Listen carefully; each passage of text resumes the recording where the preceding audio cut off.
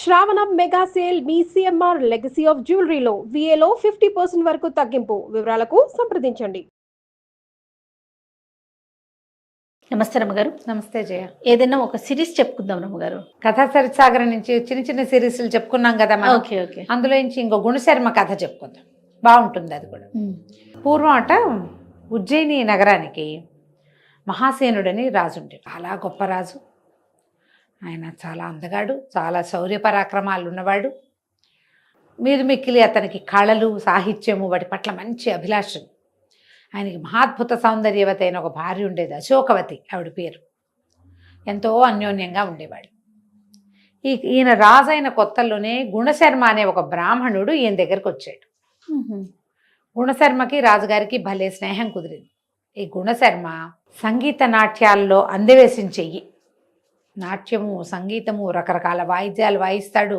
ఇవే కాకుండా అతనికి ఎన్నో మంత్ర విద్యలు వచ్చు, మంత్రాలు తెలిసినవాడు. తర్వాత పరాక్రమవంతుడు, ఎన్ని విద్యలు వచ్చో అతనికి. చాలా గొప్పగా చదువుకున్నాడు. రాజును ఆశ్రయించి వచ్చాడు. సరే, ఆ కాలంలో అలా ఉండేవాళ్ళు, మల్టీ టాస్కింగ్ చేయగలిగేవాళ్ళు, మల్టిపుల్ ప్రతిభలు ఉన్నవాళ్ళు ఉండేవాళ్ళు. ఈ రాజుగారు, ఈ మహాసేనుడు ఈ గుణశర్మని తన దగ్గరే ఉంచుకున్నాడు. ఓకే.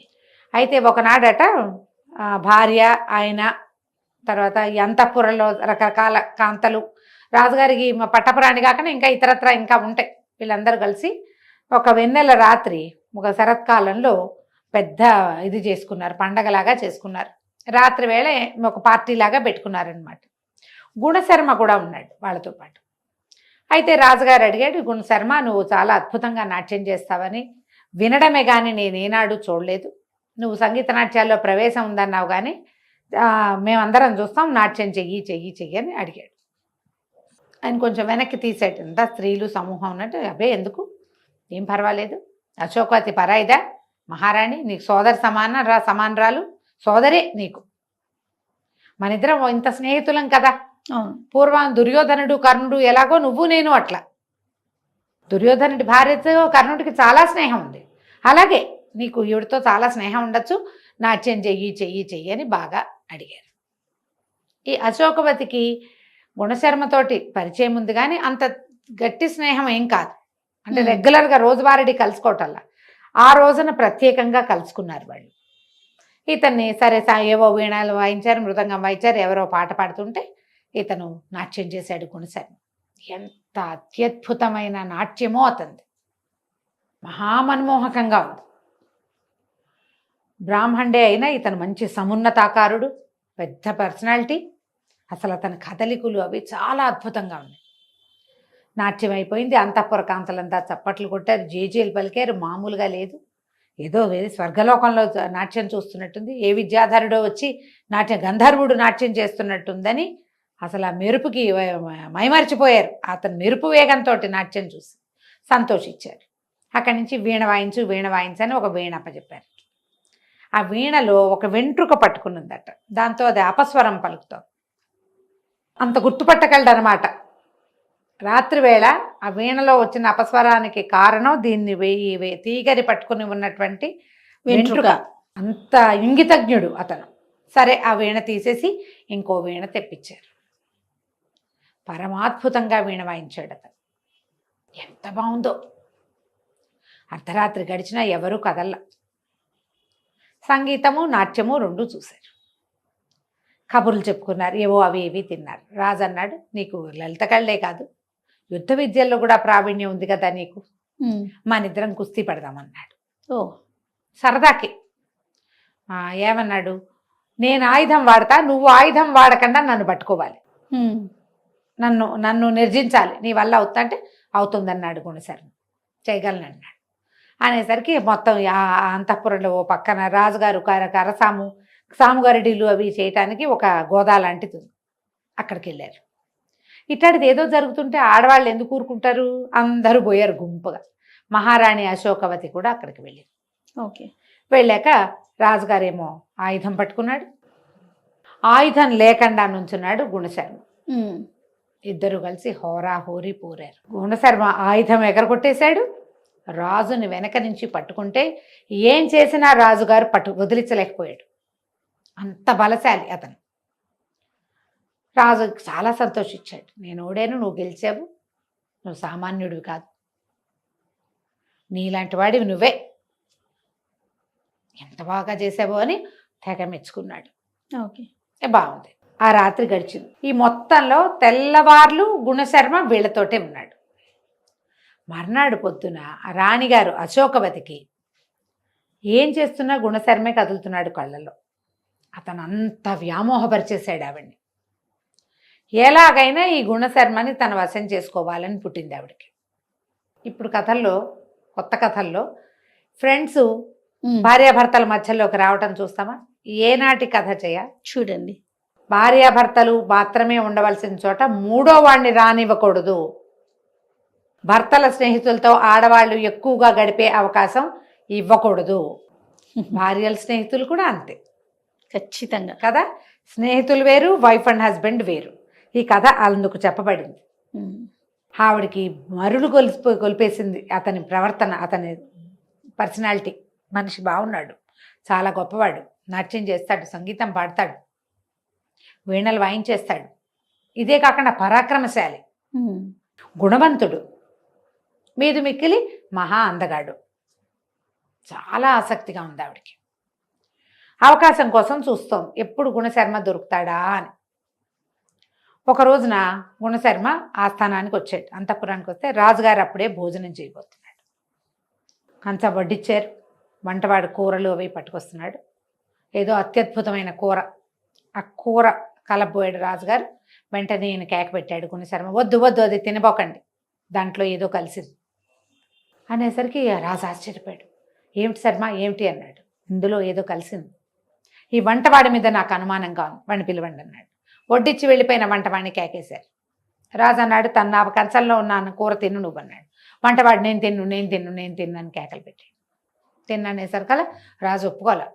నువ్వు తింటే కానీ కుదరదు, నువ్వు వండిందే, నువ్వే వడ్డిచ్చావు, వడ్డిచ్చి వెనక్కి వెళ్ళావు అంతే, ఇది తిని తీరాలి. బలవంతంగా కూర అతనితో తినిపించారు. తినిపించిన మరుక్షణం అతను కాస్త విరుచుకుపడిపోయాడు. ఒకవేళ ఆ కూర తింటే రాజు ఏమయ్యాడు, అంతే ఏమైపోయేవాడు. రాజుగారు ఆశ్చర్యపోయాడు, ఏంటి శర్మ ఇది అంటే ఇందులో ఏం కలిసింది.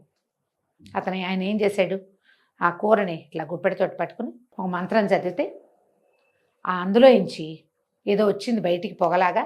ఈ చనిపోయి పడిపోయాడు కదా, ఈ చనిపోయి పడిపోయిన వంటవాడి గుండెల్లో నుంచి ఒక నిట్టూర్పు వచ్చింది బయటికి, ఒక పొగ కనపడింది. ఈయన అందులోకి చదివాడు. ఈ చచ్చిపడిపోయిన వంటవాడి లేచి నుంచున్నాడు.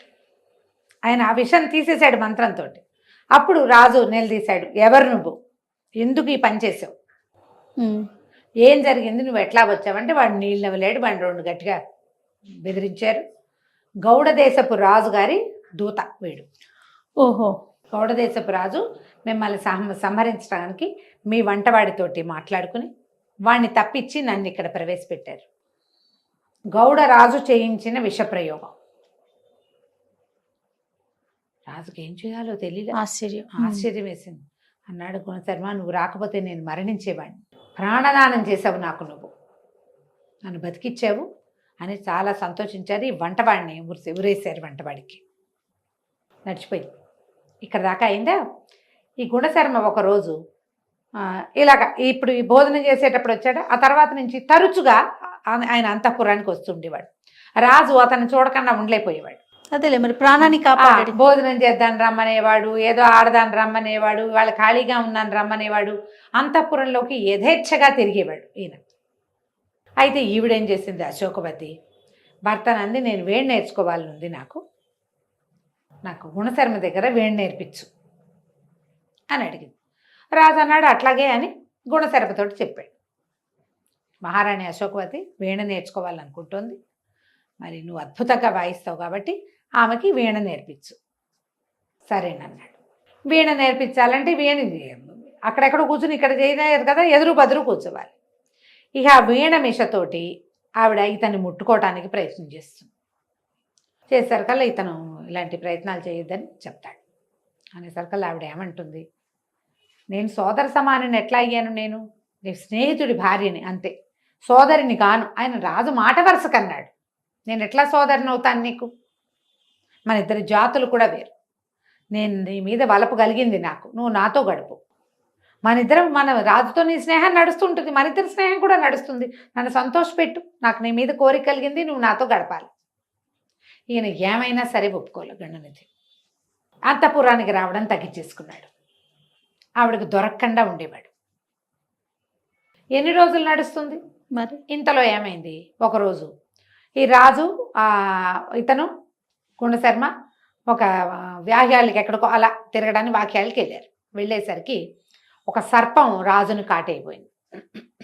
గుణశర్మ ఆ సర్పాన్ని కొట్టి రాజును రక్షించాడు. రెండోసారి కూడా అతను ప్రాణదానం చేశాడు. ఇలాగే అవుతాయి కదా. ఇంతలో ఏమైంది, ఈ రాజుకి, ఈ మహాసేనుడికి ఈ గౌడ రాజు మీద పగ తీర్చుకోవాలనిపించింది. తన వల్ల తన మీద ఇలాగా విషప్రయోగం చేయించాడు. అందుకని గౌడరాజు మీద యుద్ధానికి వెళ్ళాడు. ఆ యుద్ధంలో గుణశర్మ ఎంత సహాయం చేశాడో రాజుకి. ఒకచోట ఈ యుద్ధంలో ఏమైంది, గౌడరాజుకు దొరికిపోయాడు మహాసేనుడు. దొరికిపోతే గుణశర్మే గౌడరాజును కొట్టి రాజును రక్షించాడు. ఎప్పటికప్పుడు ప్రాణదానమే. ఇంతలో ఏమైంది, ఈ వీళ్ళిద్దరూ పోరాడుకుని ఈ యుద్ధం పరిసమాప్తం అయ్యేసరికి ఇంకొక పక్క నుంచి ఇంకొక రాజ్యం వాళ్ళు వీళ్ళ మీదకి దాడి చేశారు. ఆ యుద్ధంలో కూడా ఇతను బాగా సహాయం చేశాడు. అయితే ఏమైంది, వాళ్ళది పైచేయి అయిపోయింది. కొత్తగా వచ్చిన వాడిది పైచేయి అయింది.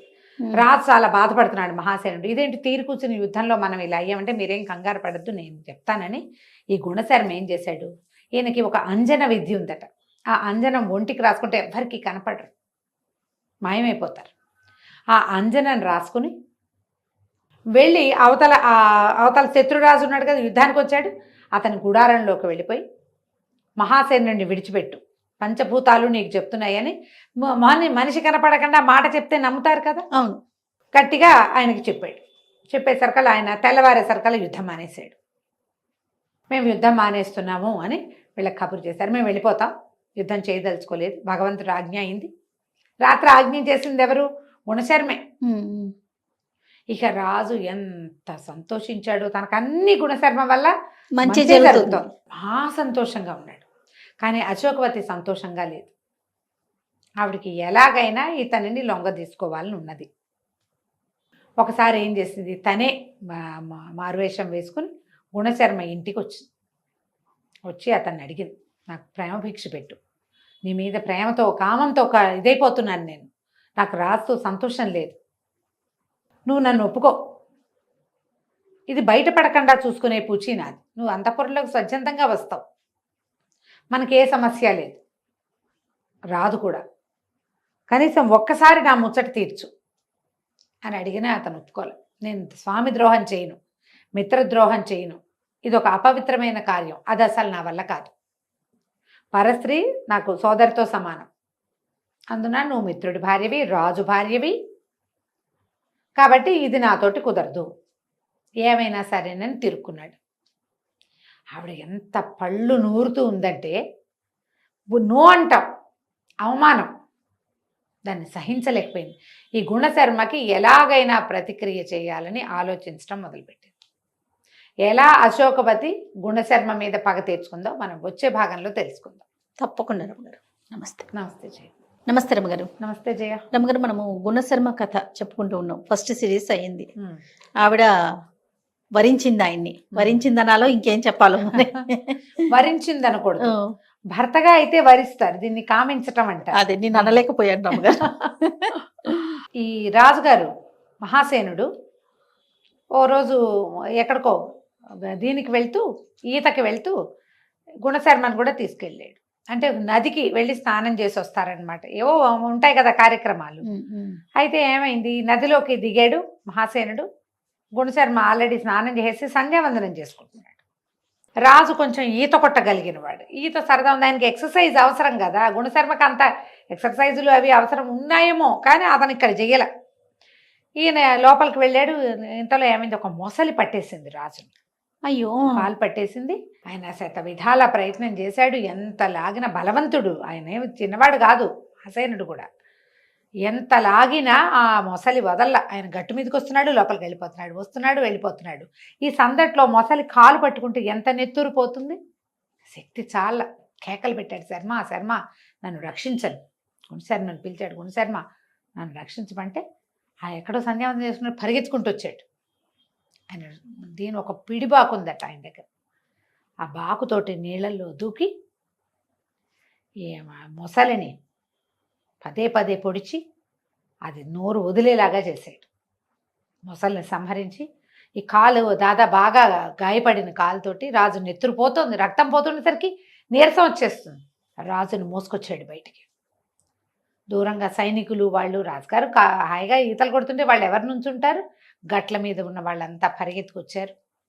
సరే ఒకళ్ళిద్దరు మూలికా వైద్యులు ఎవరినో కేకేసుకొచ్చి ఈ నెత్తురు వస్తున్న కాలికి కట్టుకట్టి రాజును చెయ్యని దించి తీసుకుపోయారు లోపలికి. కోటలోకి వెళ్ళిపోయారు. రాజు అన్నాడు, ఇది నువ్వు ఎన్నిసార్లు రక్షించావు నన్ను, ఇట్లా కూడా నువ్వు నా ప్రాణాలు కాపాడేవు అని ఎంతో సంతోషంగా ఉండేవాడు. రాణిగారు మాత్రం తన ప్రయత్నాలు మానల. గుణశర్మ జాగ్రత్తగా అంతఃపురం వైపుకి వెళ్ళకుండా ఉండేవాడు.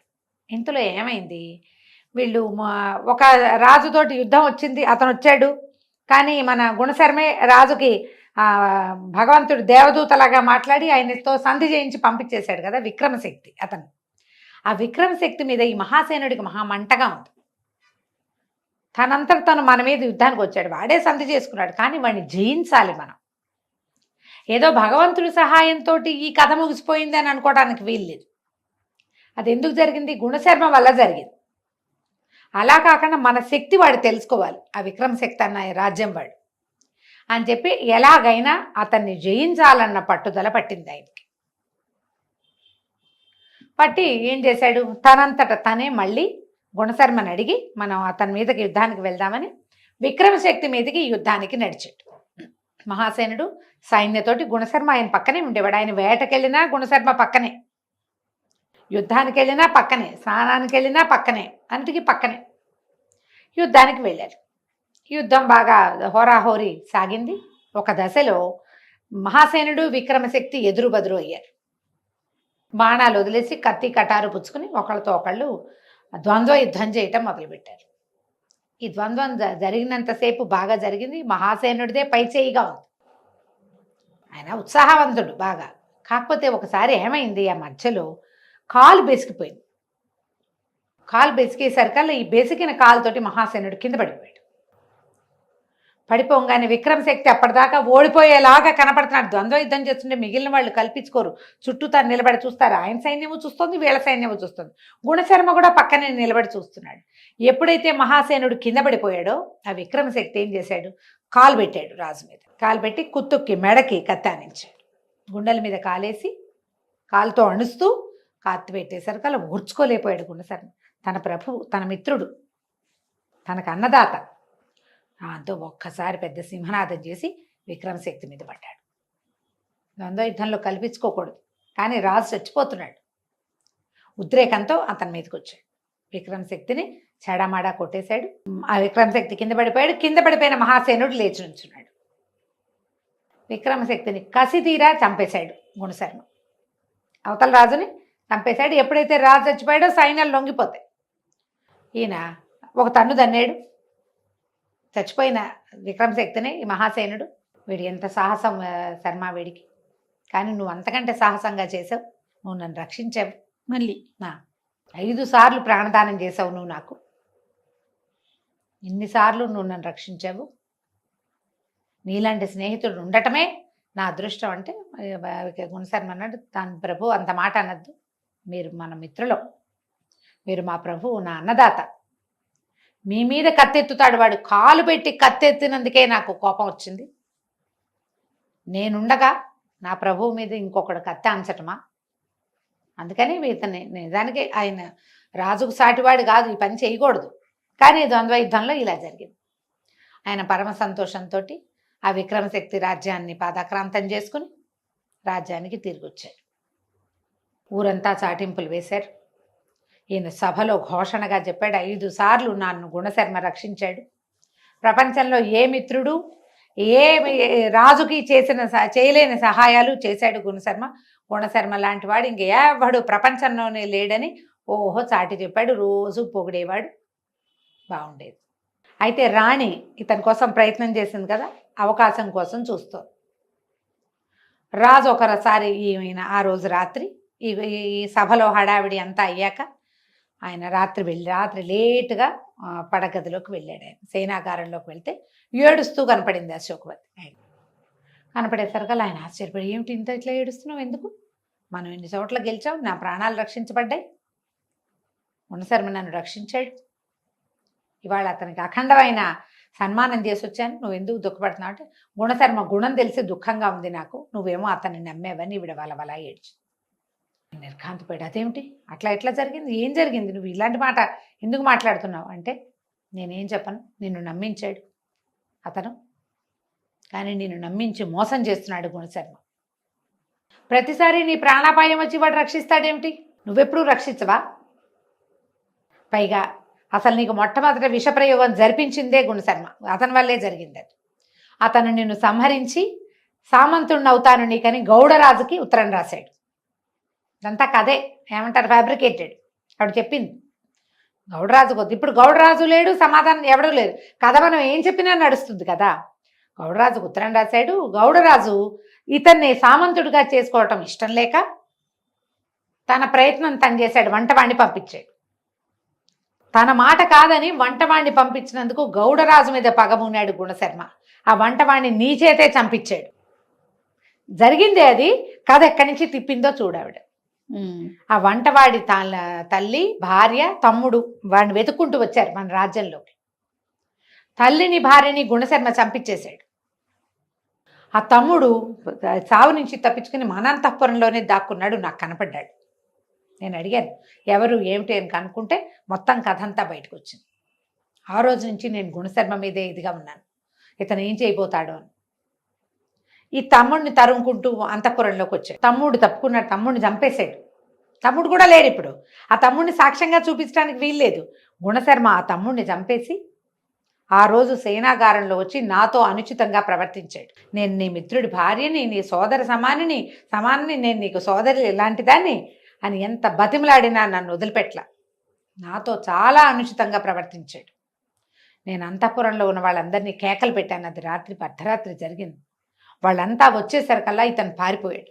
ఎవరైనా చూసారంటే ఎవరు చూడలా, నేనే సాక్ష్యం. ఆవిడ వలవలా ఏడ్చింది. ఏదో ఒక రోజున నీకు ముప్పు తెచ్చి నన్ను స్వాధీనపరచుకుంటాడు గుణశర్మ. నీతో కలిసి నేను సహగమనానికైనా సిద్ధమే, కానీ ఇలాంటి పని చేస్తానా నేను? నీ స్నేహితుడు ఇంత దుర్మార్గుడు అని లబోదిబోమని ఏడ్చింది. ఆయన నిర్ఘాంతపోయాడు. అప్పుడు ఆయనకు ఒకటి గుర్తొస్తున్నాయి. గౌడరాజు ఎందుకు వచ్చాడు మన మీద యుద్ధానికి?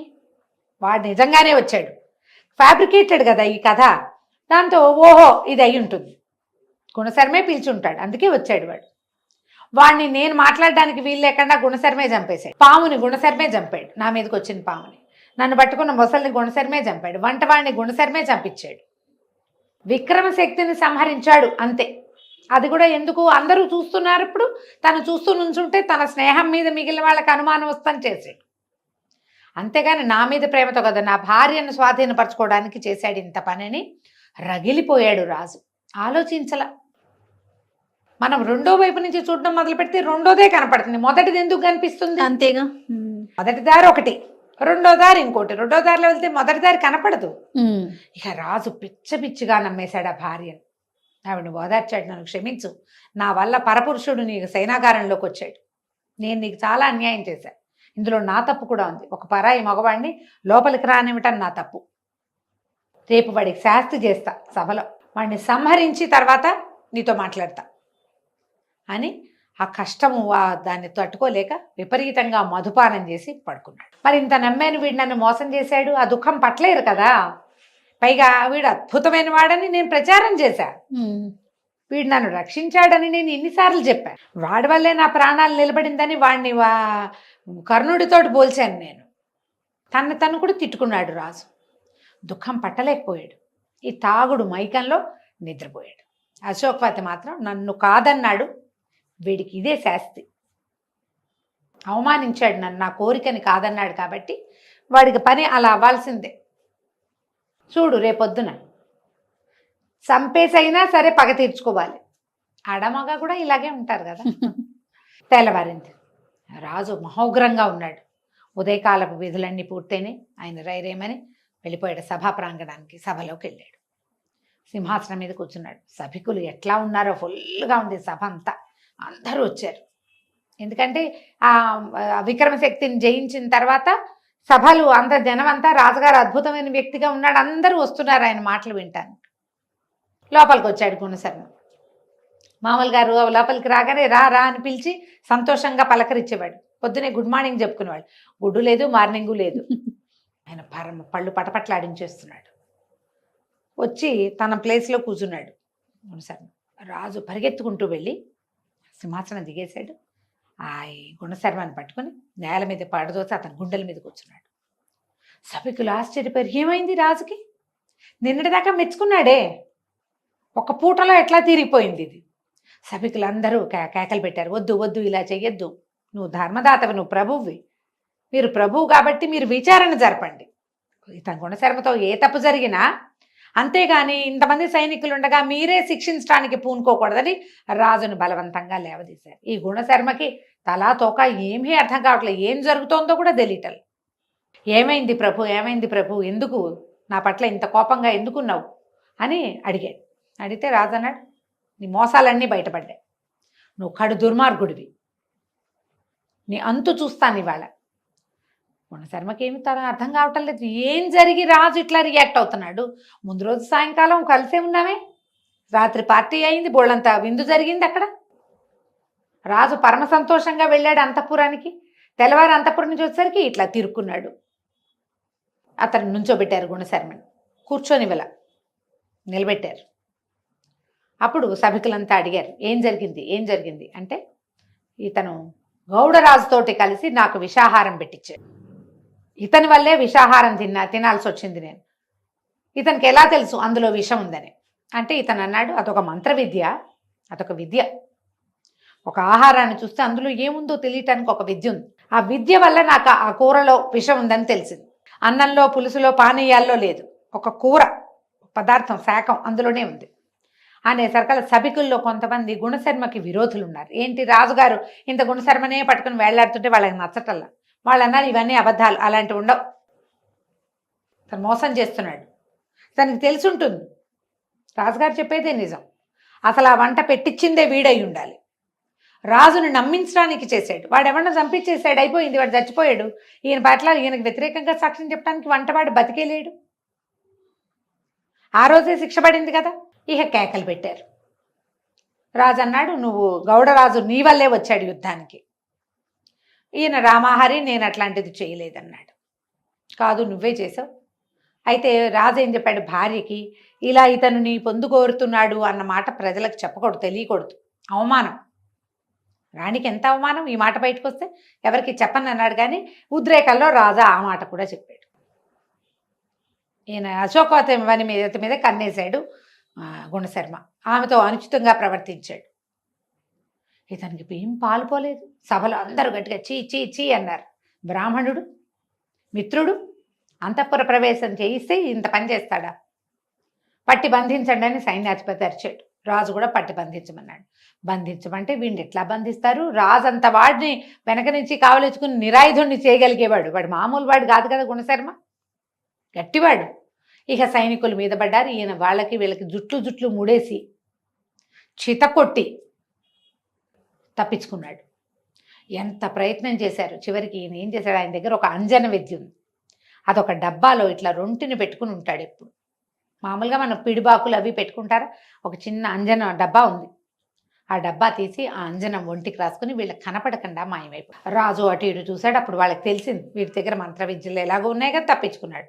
ప్రజలు, ఈ సభికులంతా అన్నారు, అయ్యో అయ్యో వీడు ఇలా మాయమైపోయాడు, పోన్లేని మంత్రాల మారివాడు, మీతో ఉండకపోవటమే మీకు మంచిది, ఇలాంటి వాడు ఇంకేం చేస్తాడో రేపొద్దున. ఇలాంటి స్నేహాలు పనికిరావు, సామాన్య మానవులతో స్నేహాలు చేయాలి, ఇలా మంత్రాల మారులతోటి స్నేహం చేస్తే చాలా ప్రమాదం. మహారాణికి ఎంత ప్రమాదం తప్పింది, మిమ్మల్ని ఏం చేసేవాడు వీడు, ఈ రాజ్యానికే ఎసరు పెట్టేవాడు అని అందరూ తలా ఒక మాట అన్నారు.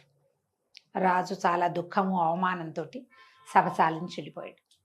ఈ మాయమైపోయిన గుణశర్మ ఇక ఈ రాజ్యంలో ఉండలేడు. ఊరంతా ప్రచారం అయిపోయింది. అతనికి తల్లి తోడు ఎవరు లేరు, ఒక్కడే ఉన్నాడు. భార్య సంతానం కూడా లేదు. ఇక తన ఇంటికి వెళ్ళకుండా ఒక అడవి దారి పట్టి వెళ్ళిపోయాడు. వెళ్ళి వెళ్ళి వెళ్ళి వెళ్ళి ఒక గురుకులం లాంటి ప్రాంతానికి వెళ్ళాడు. ఆయన ఎవరో ఒక ఆయన కూర్చొని అందరికీ విద్యలు చదువు చెప్పుకుంటున్నాడు. ఆ ఋష్యాశ్రమం లాంటిది, ఒక గురుకులం లాంటిది. ఆ గురుకులంలోకి వెళ్ళాడు. నా పేరు గుణశర్మ, బ్రాహ్మణుడిని, కొంచెం ఆహారం పెట్టించండి అని అడిగి అక్కడ భోజనం చేసి అక్కడ ఉన్నాడు.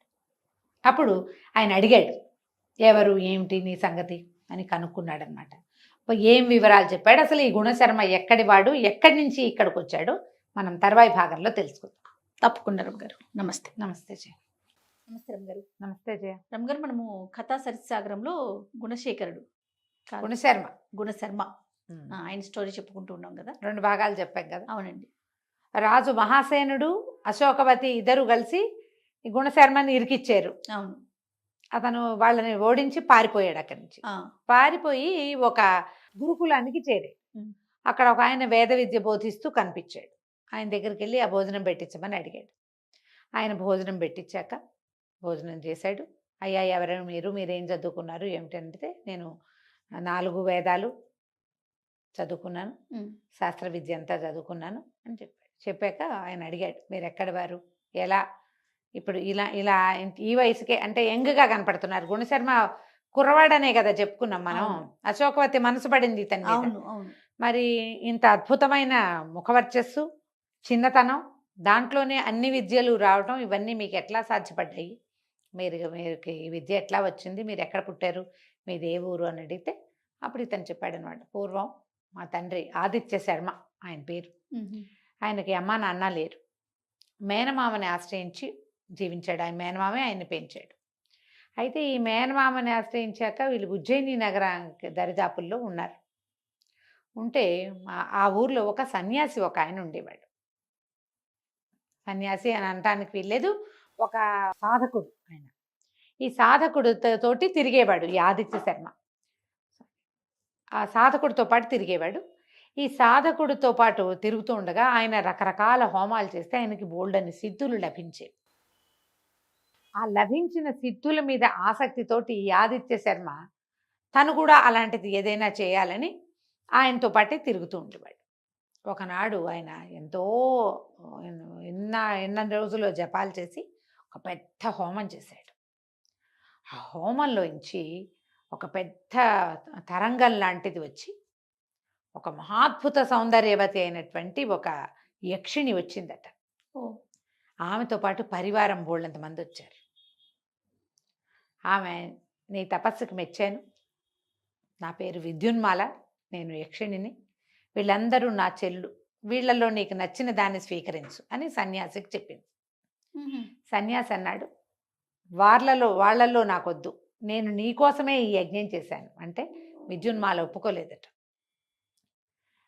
నీ హోమానికి నేను రాను, కేవలం నా దర్శనమే నీకు లభించేది, నన్ను సాధించేంత చేయలేకపోయావు నువ్వు, కాబట్టి నేను కాదు, వీళ్ళల్లో ఒక యక్షిణిని స్వీకరించమన్నాడు అని చెప్పింది.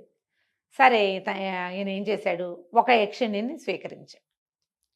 ఆమె ఈ సన్యాసికి స్వాధీనపడి ఉంది. ఆయన ఎప్పుడు కావాలంటే అప్పుడు పిలిచేవాడు. ఆయన పిలిచినప్పుడు వచ్చి ఆయన కోరికలు తీర్చి అన్ని రకాలుగా, ఆయనకి ఏ వస్తువు అయినా కావాలన్నా, ఎక్కడికైనా వెళ్ళాలన్నా, తనతో గడపమన్నా, ఒక ఉద్యానవనానికి వెళ్ళాలన్నా, అట్లా యక్షిణీ విద్యతో సాధించగలిగేదన్నీ జరిగేవి. ఆమె వచ్చినప్పుడు ఆదిత్య శర్మ ఆమెను కలుస్తూనే ఉండేవాడు. అయితే ఆమెను అడిగాడు, ఈ విద్యున్మాలే అద్భుతమైన శక్తి, విద్యున్మాలని మించిన శక్తి ఉందా అని అడిగితే ఆవిడంది, విద్యున్మాలను మించిన శక్తి కూడా ఉంది అని చెప్పి విద్యున్మాల, సులోచన అని ఇలాంటి 3 పేర్లు చెప్పేసరికల్లా ఆదిత్య శర్మ అన్నాడు, నాకు ఆ సులోచనని సాధించాలనుంది, ఆ సులోచనని సాధించడానికి సరిపడా మంత్రం తెలియజేయమని అడిగితే ఆ యక్షిణి చెప్పింది, ఆ మంత్రం నాకు తెలీదు. తుంబవనం దగ్గర ఒక ఆయన ఉంటాడు, వేణ అనే నదీ తీరంలో తుంబవనంలో ఉంటాడు. ఏదో విష్ణుగుప్తుడు అలాంటి పేరు ఆయనకి. అక్కడికి వెళ్ళి ఆయన్ని సంతోషపెట్టు, ఆయన నీకు సులోచన మంత్రాన్ని ఇస్తాడు. ఓ అంటే సరేనని ఇక ఈ ఉజ్జయిని మేనమామ ఈ సన్యాసి ఈ కనపడుతున్న యక్షినికి ఓ దండం పెట్టాడు. ఈ యక్షినితోటి ఇతను సంభాషించాడు కానీ ఆమెను దైవంగానే భావించాడు. ఆమెకు ఒక నమస్కారం పెట్టి ఆమె కదా ఇతనికి దారి చూపించింది. ఆ తుంభవనానికి వెళ్ళిపోయాడు. అక్కడున్న ఆ విష్ణుగుప్తుడు అనే ఆయన్ని 3 సంవత్సరాల పాటు సుదీర్ఘకాలం ఆయన్ని సేవించాడు. చాలా సేవ చేశాడు ఆయన. చేయగా ఆయన చాలా సంతోషించి ఇతనికి సులోచన మంత్రాన్ని ఉపదేశించాడు. ఇక ఆ సులోచన మంత్ర సాధన చిన్నది కాదది. యక్షిణి విద్యలు ఇప్పుడు కూడా మన దగ్గర యక్ష విద్య తెలిసిన వాళ్ళు ఉన్నారట, ఉంటారు. అయితే ఈ యక్షిని స్వాధీనపడిన యక్ష విద్యలు ఏంటంటే మనిషిని కూడా తినేస్తాయి ఒక్కొక్కసారి. వీళ్ళు మంచి సాధకులుగా ఉండాలి. కోరికలు తమ అనుకున్నవి తీరుతున్నాయని సాధన మానకూడదు. చాలా మంది విషయంలో ఆ పొరపాటు జరుగుతూ ఉంటుందిట. మనం మనుషులు కలిసి కాదు, పుస్తకాల్లో మనం చదువుతున్న కథల్లో అట్లా తెలుస్తుంది. అదేదో ప్రత్యక్షమయ్యాక అయిపోయింది అని మానేయకూడదు, కంటిన్యూ చేయాలి. కాబట్టి సాధన ఉండాలి. ఉంటే ఏమవుతుంది, ఆ శక్తి, అది శక్తి కదా. యక్షిణి అంటే అది ఏదో స్త్రీ రూపంగా వీళ్ళకి కనపడుతుంది కానీ అదొక శక్తి, ఒక ఎనర్జీ. ఈ ఎనర్జీని మనం ఒక దారిలో పెట్టుకుని మన దగ్గర మనకు ఒక ఎనర్జీ ఉంది, దానికి ఏం చేస్తాము, ఓ వైరు, ఓ స్విచ్, ఓ ప్లగ్ అరేంజ్ చేసుకోవటంలా. అవును కదా. మళ్ళీ పవర్ పెరిగింది అనుకో, పెరిగిన కొందికి దానికి ఒక ట్రాన్స్మిటరు పెడతామా, ఇవన్నీ ఒక ట్రాన్స్ఫార్మరు. అలాంటిదే శక్తి. కనుక ఒకళ్ళు స్వాధీనపడిన శక్తిని మెయింటైన్ చేయటానికి సాధకుడికి సాధన అవసరం. ఏ ఉపాసన మానకూడదు. ఆమె వచ్చినప్పుడు ఆమెతోటి ఉన్నా, ఆమె వెళ్ళిపోయాక వీళ్ళ ఉపాసనే. ఓకే, అలాగే ఉంచుకోవాలి. ఇతను చాలా గట్టిగా సాధన చేశాడు ఆదిత్య శర్మ. చివరికి ఆ సులోచన ఆయనకి స్వాధీనపడింది. అద్భుత సౌందర్యవతి.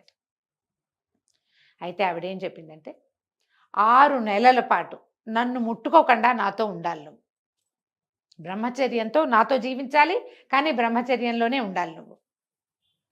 ఉంటే అప్పుడు నీకు అద్భుతమైన కుమారునికి జన్మనిస్తాను. నీ వల్ల నాకు అద్భుతమైన కుమారుడు కలుగుతాడు. నువ్వు తొందరపడితే నువ్వు కోరికలే తీరుతాయి కానీ నీకు సంతానము లేదు, నువ్వు భ్రష్టుడు అయిపోతావు. ఆలోచించుకో, ఇప్పుడు నీకు నా పొందు కావాలా, సంతానం కావాలా అనగానే ఈయన అన్నాడు, నాకు సంతానమే కావాలి, 6 నెలలు నీతో పాటు ఉంటాను నేను. అంటే ఈ సులోచన ఈయనని యక్షలోకానికి తీసుకెళ్ళిపోయింది. ఆదిత్య శర్మ భూలోకంలో లేదు ఆవిడ. ఆయన అంత సాధన చేశాడనమాట. వెళ్ళిపోతే ఇక కుబేర లోకంలో, యక్షలోకంలోనే ఉన్నాడు. ఆమె ఎంత మహాద్భుత సౌందర్యవతి. వాళ్ళు ఒకే ఇంట్లో ఉన్నా కూడా ఆయన ఎప్పుడూ ఆవిడని ముట్టుకోలేదు. సంతానార్థి అయి సంతానం కోసం జాగ్రత్తగా ఉన్నాడు. కుబేరుడితోటి వాళ్ళతోటి అందరితోటి ఇతనికి స్నేహం. మానవుడు అక్కడ ఉండటము, పైగా ఈయన చాలా కాలం సాధనలో ఉన్నవాడు అవటం వల్ల ఆయనకి బోలెడన్ని విద్యలు వచ్చినాయి. ఈ సన్యాసితో స్నేహంగా ఉన్నాడు కదా, ఆయనకి సంగీతము, నాట్యము, శిల్పము, చిత్రలేఖనము వాటన్నిట్లలోనూ గట్టి పట్టుంది. వాటితోటి అక్కడున్న యక్షలోకంలో ఉన్నటువంటి పెద్ద పెద్ద వాళ్ళందరినీ ఇంప్రెస్ చేశాడు. పూర్తిగా 6 నెలలు గడిచాక సులోచన ఈయనకి స్వాధీనపడింది. వాళ్ళిద్దరూ కలిసి భార్యాభర్తలుగానే జీవించి ఉన్నారు. ఈ కుబేరుడే ఇతని గుణగణాలకు మెచ్చి తనే స్వయంగా వీళ్ళకి వివాహం చేశాడు. వివాహం జరిగిపోయింది. సులోచన ఈయనతోటే ఉంది. కొంతకాలానికి ఆమెకి గుణశర్మ కలిగాడు. పిల్లాడు ఎంతో బుద్ధిమంతుడు. తండ్రి చాలా ఉపాసన కలిగిన తండ్రి అవడంతో వాడికి అన్ని విద్యలు సులువుగా వచ్చేసి. అయితే ఏమైంది, ఒక్కసారి వీళ్ళు ఒక వ్యాహ్యాలికి వెళ్ళారు ఒక చోటకి. అదే ప్రాంతంలో ఇంద్రుడు కూడా వచ్చాడు. ఈయన ఈ భార్య, కుమార సౌఖ్యం, పిల్లవాడు, ఈ సంతోషంలో ఇంద్రుణ్ణి ఆయన పట్టించుకోలే ఆదిత్యశారు. దాంతో ఆయన కోపగించుకుని మానవ మాతృణ్ణి ఇక్కడ ఈ లోకంలో ఉండనివ్వటమే తప్పు, వాడు మానవ సహజమైనటువంటి అతిశయమే వచ్చేసింది వాడికి, భూలోకానికి వెళ్ళిపోమన్నాడు. అనేసరిగా ఆవిడ చాలా దుఃఖపడింది. సులోచన చాలా బతిమలాడింది, మమ్మల్ని క్షమించండి క్షమించమని చాలా బతిమలాడితే ఆయన ఏమన్నాడు, భూలోకవాసం తప్పదు, ఆదిత్యుడు వెళ్ళకపోతే మీ కుమారుడు ఆత్మావై పుత్రనామాసి అంటారు. తండ్రే యొక్క ఆత్మే కుమారుడు కాబట్టి గుణశర్మని భూలోకానికి పంపించండి. ఓహో, ఈ శాపం తప్పదు, వెళ్ళిపో అన్నమాట ఆజ్ఞ తప్పకుండా గుణశర్మని భూలోకానికి పంపమన్నారు. ఆదిత్య శర్మ ఏం చేశాడు, తనే కుమారుని వెంబడి పెట్టుకుని తీసుకొచ్చి మేనమావకి అప్పచెప్పి, తన మేనమామ ఉన్నాడు కదా, అవును. ఆయనే కదా ఇతనికి సన్యాసి దగ్గర పరిచయం చేసింది. అప్పచెప్పి నా తండ్రి వెళ్ళిపోయాడు. నా తల్లి యక్షిణి, తండ్రి మానవుడు. వాళ్ళు యక్షలోకంలో ఉన్నారు. నేను భూలోకంలోకి వచ్చాను.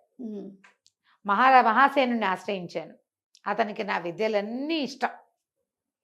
కానీ అక్కడ ఇలాంటి ఒక సమస్య వచ్చి నేను ఇట్లా రోడ్డును పడవలసి వచ్చింది, ఇలా అరణ్యాలు పట్టి ఉన్నాను అని చెప్పాడు.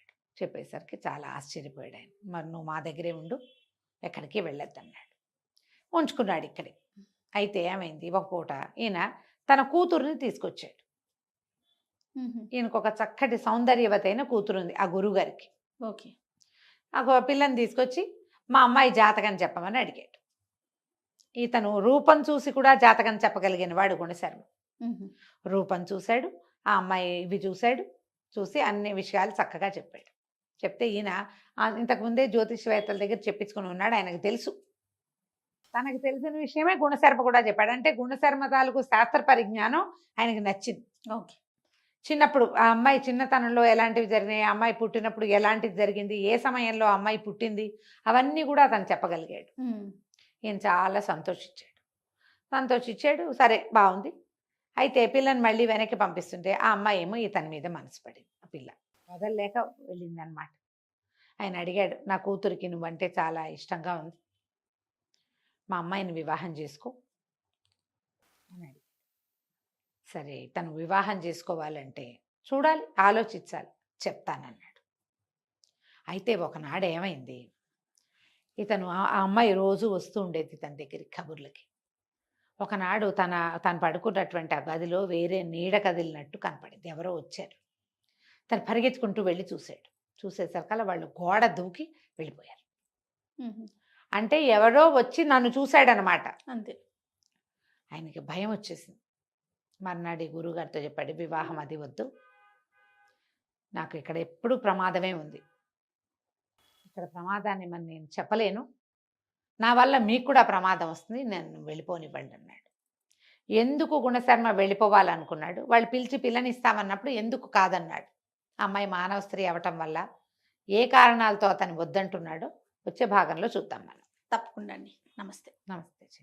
నమస్తే రమ్మగారు. నమస్తే చే. రమ్మగారు, మనము కథా సరిసాగరంలో గుణశర్మది సిరీస్ చెప్పుకుంటూ ఉన్నాం. 3 భాగాలైనవి. 4వ భాగంలోకి వచ్చాం. అయితే ఈ గుణశర్మకి అగ్నిదత్తుడు అంటే ఏ గురువు గారి దగ్గర అయితే అతను ఆశ్రయం పొందాడో ఆయన తన కూతుర్ని ఇవ్వదలుచుకున్నాడు. అగ్నిదత్తుడు కూతురు సుందరి, నిజంగానే మహాద్భుత సుందరి. ఆమె చాలా జాతకం కూడా చాలా గట్టిది, బాగానే ఉంది. ఆయన మా అమ్మాయిని ఇచ్చి పెళ్లి చేస్తానని ఈయన గుణశర్మని అడిగాడు. అడిగేసరికి గుణశర్మ ఏమన్నాడంటే, లేదు, నేను ఇక్కడ ఉండటం కూడా మీకు ప్రమాదం కావచ్చు, మహాసేనుడు నన్ను వెంటాడుతూనే ఉన్నాడు, నా మీద పడిన అభాండం అలాంటిది, తన భార్యని నేను కోరుకున్నానన్న మాట ఏ పురుషుడు సహించడు. పైగా పగ తీర్చుకోలేదు, రాణిని ఆశించిన వాడికి శాస్తి చేయలేదు, లేకపోతే తనని చంపడానికి నేనే విషం పెట్టించాను, నేనే గౌడరాజుని తెప్పించాను, నా వల్లే ఆయనకి యుద్ధాలు వచ్చినాయి, ఇలాంటి భావాలు చాలా ఉన్నాయి, అన్ని నేను ప్లాన్ చేశాను. ఇలాంటప్పుడు నాకు ప్రతిక్రియ చేయకపోతే అతను ఆ రాజ్యంలో తలెత్తుకోలేడు ఆ రాజు. కాబట్టి వేగుల్ని పెట్టాడు నా వెనకాల. వీళ్ళు ఈ ఊళ్ళల్లోకి వచ్చిన వేగులు ఏంటి వెతుకుతారు, ఎవరైనా కొత్తగా వచ్చారా, ఎవరు ఆశ్రయం అయినా పొందారా, బ్రాహ్మడు ఇంత ఎత్తుంటాడు, ఇంత పొడుగుంటాడు, ఇలాంటి విద్యలు వచ్చిన వాడు కనుక్కుంటే క్రమంగా ఈయన అగ్నిదత్తుడి దగ్గర ఎవరో కొత్తగా ఒక వ్యక్తి వచ్చాడని, ఆయన నిజంగానే ఇంతున్నాడు అంతున్నాడు వచ్చేసినాయి బయటికి. పైగా విద్యార్థులు వస్తారు గురుకులానికి, ఈయన చూసిన పిల్లలు చాలామంది బయటకు వెళ్ళి చెప్పు ఉండొచ్చు కూడా. వీళ్ళకి తెలిసిపోయింది, రాజు ఓర్చుకోలేడు, నేను ఇప్పుడు వివాహం చేసుకునే పరిస్థితి ఏది, నాకు నా వెంట పడక మానరు, నేనే కాశీ గంగా తీరానికో వెళ్ళిపోతా, ప్రాణత్యాగం అయినా చెయ్యాలి నేను, లేకపోతే అతను నన్ను వదిలిపెట్టాడు అనగానే అగ్నిదత్తుడు అన్నాడు, అదేమన్నమాట, అసలు ఒక సన్యాసి దగ్గర ఉండి సులోచన అనే యక్షిణీ విద్య మహత్తరమైన విద్యని సాధించిన ఆదిత్య శర్మ కుమారుడు ఇంత మాట అనొచ్చా? ఒక యక్షిణికి పుట్టిన కుమారుడివి, సమస్త విద్యలు చిన్నతనంలోనే పెద్దవాళ్ళ దగ్గర నేర్చుకున్నవాడివి, ఇప్పుడు భూలోకంలో నువ్వు జీవించాల్సి ఉంది పరిస్థితి, అంతేగా, అందుకని వచ్చావనుకో. పోని నీ తండ్రి ఎలాంటి వాడు, ఎంత విద్యను సాధించిన వాడు, నువ్వు ఇలా బేలగా మాట్లాడితే ఎట్లా? మరణం తప్పిస్తే నాకు ఇంకొకటి లేదు, నాతో ఉన్న వాళ్ళందరికీ అదే గతి అని నువ్వు అనకూడదు. దీని నుంచి బయటపడడానికి ప్రయత్నం చేయాలి. నువ్వు ఇక్కడే ఉండు, ఎక్కడికి వెళ్ళొద్దు. నేనేం చేస్తానంటే ఈ కనపడుతున్న ఆశ్రమానికి కింద ఏమంటారు దాన్ని, పాతాళం లోపల, భూతలంలో దాన్ని ఏదో అంటారు కదా, గోడౌన్ లాంటిది లోపల, భూమి లోపల నీకు ఒక ఇల్లు నిర్మించి ఇస్తాను. పైకి నువ్వు ఉన్నట్టే తెలియదు, నువ్వు అక్కడ గడుపుదు కానీ. నీ తండ్రి ఎంతకాలం భూమి మీద ఉండాలని దేవేంద్రుడి శాపం ఉందో అంతకాలము నువ్వు ఇక్కడే ఉండొచ్చు. నేను చేయగలను ఆ ఏర్పాటు. నువ్వు వేలగా మాట్లాడద్దు. నీ సమస్య తీరాక నువ్వు మా అమ్మాయిని పెళ్లి చేసుకుంటూ కానీ, నీకు పెళ్లికి అభ్యంతరం లేదు, సమస్య వల్ల కదా ఇబ్బంది అని ఆయన ఏం చేశాడు, తన స్నేహితులైన వాళ్ళు కొంతమంది శిష్యుల్ని పిలిపించి ఈ కనపడుతున్న బిల్డింగ్లో లోపలికి, మనం ఏమంటారు సెల్లార్, దాన్ని అలాగేగా చెప్తాం. అవునండి, ఇంగ్లీష్లో ఏమనాలి, సెల్లారే. లోపల భూగర్భంలో ఇంకొక డెన్ లాంటిది ఇతనికి ఏర్పరిచాడు ఆయన. బంకర్, సరిగా చెప్పారు, బంకర్ కరెక్ట్. బంకర్. ఈ ఆశ్రమానికి కింద భాగంలో లోపలికి మెట్లు దిగి కిందకి వెళ్ళేటట్టు కింద మళ్ళీ ఇల్లు వాకిలి అన్నీ ఏర్పరిచాడు. అతనికి వీలుగా ఉండేలాగా జల వనరు, అతని సంధ్యావందనానికి, చదువుకి, దానికి వీలుగా ఏర్పరిచి పెట్టాడు. ఏర్పరిస్తే ఇతను అన్నాడు, గుండెశర్మ, తలుచుకుంటుంటే లోపల ఒక అగ్నిలాగా మండుతోంది. నా తప్పేం లేకుండా, ఒక విచారణ జరగకుండా నా మీద ఇంత అభాండం వేసి నన్ను చంపడానికి ప్రయత్నం చేశాడు. అతని మీద పగ తీర్చుకోవాలని ఉంది నాకు. ఎట్లా మహాసేనుడి మీద పగ తీర్చుకోవచ్చు, నాకు ఏదైనా ఉపదేశించండి ఒక ఐడియా అని అడిగాడు. అయితే అగ్నిదత్తుడు ఏమన్నాడంటే, కుమారస్వామిని ఆరాధించు, సుబ్రహ్మణ్య ఆరాధన చేస్తే నీకు సాహసము, ధైర్యము ఉన్నవాటితో పాటుగా శక్తులు, శత్రువుని జయించే శక్తి కుమారస్వామి ఇస్తాడు. ఆయన దైవసైన్యాధ్యక్షుడు కదా, దేవసేనకు అధ్యక్షుడు. అవును, దేవతల సర్వసైన్యాధ్యక్షుడు. ఆయన్ని గనక ఆశ్రయించావంటే నీకు ఫలితం లభిస్తుందని నేను ఒక మంత్రం చెప్తానని సుబ్రహ్మణ్య మంత్రాన్ని ఉపదేశించాడు గుణశర్మకి. ఈ గుణశర్మ ఆ కింద ఆ భూగర్భ గృహంలోనే ఉండి కొన్ని రోజుల పాటు అసలు ఇంకా తిండి నీళ్లు లేకుండా సుబ్రహ్మణ్య ఆరాధన చేశాడు. అయితే ఇతని ఈ ఆరాధన మొదలుపెట్టగానే, జపం మొదలుపెట్టేసరికి సుందరి కూడా ఏం చేసింది, సుబ్రహ్మణ్యేశ్వరుడి తల్లైన పార్వతీదేవిని ఆశ్రయించింది. ఈ మా తండ్రి దగ్గరికి గురుకులానికి ఇంతమంది వస్తారు, నేను ఎవరిని భ్రాతృభావన తప్ప ఇంకో భావన చేయలేదు, మొట్టమొదటిసారి పురుష భావన కలిగింది ఇతన్ని చూస్తే. నేను ఇంకొక పురుషుణ్ణి చూడను, నాకు ఎవరైతే ఇలాంటి భావాన్ని కలిగించాడో అతన్నే భర్తగా పొందే వరం ఇవ్వు, అతనున్న చిక్కులు తొలగించి నా వివాహ మార్గం సుగమం చెయ్యి అని ఆ అమ్మాయి కూడా, సుందరి కూడా కఠోరమైన దీక్షతోటి పార్వతీదేవిని గౌరీ ఆరాధన మొదలుపెట్టి, పైన గౌరీ ఆరాధన, కింద సుబ్రహ్మణ్య ఆరాధన జరిగినాయి. సుబ్రహ్మణ్యుడు కొన్ని రోజుల తర్వాత గుణశర్మకి ప్రత్యక్షమయ్యాడు. అయితే ఆయన అడిగాడు, నీకేం కావాలి అని. ఇతను ఏమడిగాడంటే, అసలు తెరిపి లేని, అంటే అంతులేని సంపద, ఎప్పటికీ తరగని సైన్యము కావాలి నాకు అని అడిగాడు. తరగనంటే చచ్చిపోతే ఎవరైనా మళ్ళీ ఇంకోళ్ళు పుట్టుకొచ్చేస్తారు, అట్లా తరగని సంపద, తరగని సైన్యము కావాలి, శత్రుజయం కూడా కావాలి, శత్రువుల మీద విజయము కావాలంటే సుబ్రహ్మణ్యుడు అలాగేనని చేశాడు. ఇక అంతులేని సంపద వర్షంలా కురిసిందట ఆశ్రమ ప్రాంతంలో. మొత్తం ఆశ్రమం అంతా బంగారంతో నిండిపోయింది. ఇక ఎంత వాడినా వస్తూనే ఉంటుంది. ఇక సైనికులు ఉన్నారా, అడవంతా సైనికులే. ఇతను తనది ఒక చిన్న సామ్రాజ్యంలాగా స్థాపించుకున్నాడు, అన్నీ ఏర్పాటు చేసుకున్నాడు. మహాసేనుడి మీద దండెత్తాడు. మహాసేనుడి మీద ఇతని సైన్యం ఏముంది, భగవద్దత్తమైన సైన్యం, మానవ సైన్యం అనడానికి వీల్లేదు, మనుషులే కానీ ఆ దేవుడు ఇచ్చింది కదా. ఇక యుద్ధం, పోరు బ్రహ్మాండంగా సాగింది. మహాసేనుడు స్వయంగా యుద్ధంలోకి దిగాడు. గుణశర్మ అతన్ని పట్టేశాడు. పూర్వం కూడా, మొదట్లో కూడా గుణశర్మ అతను కలిసి మహాసేనుడు యుద్ధం చేసినప్పుడు గుణశర్మదే పై చెయ్యి. ఇప్పుడు ఇంకా దైవబలం కూడా తోడైంది. పట్టుకున్నాక ఈ మొత్తం సభ తీర్చారు. జయించబడిన రాజుని నుంచోబెట్టారు. నుంచోబెడితే గుణశర్మని గుర్తుపెట్టారు జనం అంతా. జనశర్మ అందరి సభలో అడిగాడు, నువ్వేమైనా చెప్పుకునేది ఉందంటే ఈయన పళ్ళు పటపట్ల అడిచాడు మహాసేనుడు, నువ్వు ద్రోహివి, నువ్వు అది ఇది అని. అప్పుడు ఈయన చెప్పాడనమాట, పొరపాటును కూడా నా వల్ల ద్రోహం జరగలేదు. అంతఃపురంలో నాతో నాట్యం చేయించి వీణావాదనం చేయించింది, తర్వాత ఏమో ఈ పట్లు బాహుబాహు యుద్ధం చేయించింది మహాసేనుడు. అవునా కాదా? అవును. ఆ రోజు రాణివాసం అంతా అది చూసింది. మహారాణి అశోకవతి నా మీద మనసు పడింది. నువ్వు సోదరి సమానురాలివి, నేను నీతోటి ఇలాంటి పని చేయనని చెప్పాను నేను. ఆమె 3-4 సార్లు నన్ను దారిలో పెట్టడానికి ప్రయత్నం చేసింది, నేను ఆమెకు అందలేదు. ఈ మధ్యలో రాజుని 5 సార్లు కాపాడాను నేను. మదిరాపాన మత్తతతోటి అశోకవతి చెప్పిన అబద్ధాన్ని రాజు నమ్మాడు. ఈ జరిగిన హత్యా ప్రయత్నాల్లో ఒక ప్రయత్నాన్ని తనకు అనువుగా మలుచుకుంది ఆమె. రాజు విచారణ చేసి ఉండాలి. రాజు అన్నవాడు చేయవలసిన పని ఏమిటి? విచారణ. ఇప్పుడు ఆవిడేదో చెప్పింది, ఇది ఎంతవరకు నిజం?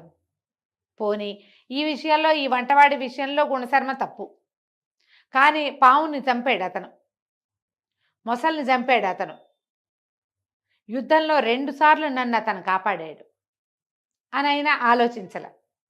నన్ను ప్రశ్నించాలి. నీకు నేరం రుజువయ్యేదాకా ఎవ్వడూ ముద్దాయి కాదు కదా, నేరస్తుడు కాదు. నన్ను నేరస్తుడిని చేసి నన్ను 10 మందిలో నా గుండెల మీద కూర్చున్నాడు, నా వెంట పడ్డాడు అని చెప్పేసరికల్లా అందరు ఆశ్చర్యపోయారు. చెలికత్తెల్ని పిలిచారు, సాక్ష్యం చెప్పించారు. ఆయన మళ్ళీ దీనికి రాలేదు, అంతఃపురానికి రాలా. ఒక్కనాడే అతను వచ్చింది. ఆ ఒక్కనాడే ఇప్పుడు మొదటిసారేమో దీనప్పుడు రాజుగారితో కలిసే వచ్చాడు. అప్పుడు రెండోసారి రాజుగారు భోజనం చేస్తున్నప్పుడు వచ్చాడు. మూడోసారి ఒంటరిగా వచ్చింది వీణావాదన నేర్పించడానికి. ఆ తర్వాత మళ్ళీ ఆవిడ గుణం తెలిసిపోయి అతను రాలా అసలు. ఇవన్నీ సాక్ష్యాలు వచ్చేసరికల్లా అందరూ కేకలు పెట్టారు. ఇతను అడిగాడు గుణశర్మ, వీళ్ళకి ఎలాంటి శిక్ష విధించాలి? ఇతను మిత్రద్రోహి, సరైన రాజు కాదు. ఆమె అన్ని ద్రోహ చింతనే ఆమెకి. వీళ్ళని ఏం చేయాలంటే తరిమి కొట్టాలన్నారు జనం. దేశం ఏమంటారు, బహిష్కరణ, దేశ బహిష్కరణ అనగానే గుణశర్మ మీ ఇష్టం అన్నాడు. ప్రజలు రాళ్ళు వేసి కొట్టారు మహాసేనుడిని, అశోకవతిని. మహాసేనుడు గొప్ప రాజే, కానీ భార్య మాట విన్నాడు. ఆలోచించాల. ఇది ఇప్పుడు ఈ పాఠాలు జయ, ఈ పాత కథలు చెప్పుకుంటామా, చాలా మంది భార్య ఏం చెప్తే అది నమ్ముతారు. మీ అమ్మ నన్ను తిట్టిందంటే, కొట్టిందంటే, మీ చెల్లి ఇలా అందంటే అసలు పునర్విచారణ అనేది ఉండదు. ఏం జరిగిందో తెలుసుకోరు. తండ్రుల మీదకి, తల్లుల మీదకి, అందరి మీదకి వెళ్ళిపోతారు. ఆడవాళ్ళు ఏంటంటే ఈ భర్తలకి తమ మీద ఉన్న ఆపేక్ష, ఆ భార్యాభర్తల బాంధవ్యం అలాంటిది. వాటితోటి వీళ్ళని మోసం చేసేస్తారు. తాము ఏమనుకుంటే అవి చేయించేస్తారు. అవి రేపొద్దున మన్నెత్తి మీదకి వస్తాయని వాళ్ళు అనుకోరు. ఇవాళకి పని అయిపోవాలి అంతే. మహాసేనుడు ఆ పొరపాటు చేసి దొరికిపోయాడు. రాళ్ళు వేసి కొట్టారు జనం. దేశ బహిష్కరణ వెళ్ళిపోయింది. ఎక్కడికో వెళ్ళిపోయారు. వాళ్ళు ఏమైపోయారో తెలీదు. గుణశర్మ సుందరిని, అగ్నిదత్తుడి కుమార్తె అయిన సుందరిని వివాహం చేసుకున్నాడు. చక్కటి సమసమాజాన్ని నిర్మాణం చేశాడు. ఎంతో కాలం ఈ ఉజ్జయిని రాజ్యాన్ని పరిపాలించాడు. ఆయనకి చాలా కాలం అయిన తర్వాత అప్పుడు మీ తండ్రి శాపావసానమైంది, నువ్వు ఇంకా రావచ్చు అని యక్షలోకం నుంచి కబురు వచ్చాక తన భార్యతో సహా అతను యక్షలోకానికి తరలిపోయాడు. మానవ సహజమైన మరణం ఎప్పటికో సంభవించి ఉంటుంది, కానీ చాలా కాలం పాటు వాళ్ళు యక్షలోకంలోనే ఉన్నారు. తమ కుమారులకి రాజ్యాన్ని అప్పచెప్పి సుందరి అతను ఇద్దరూ కలిసి యక్షలోకానికి వెళ్ళిపోయారు. కథ కంచికి మనం ఇంటికి. నమస్తే రమ్మగారు. నమస్తే జయ.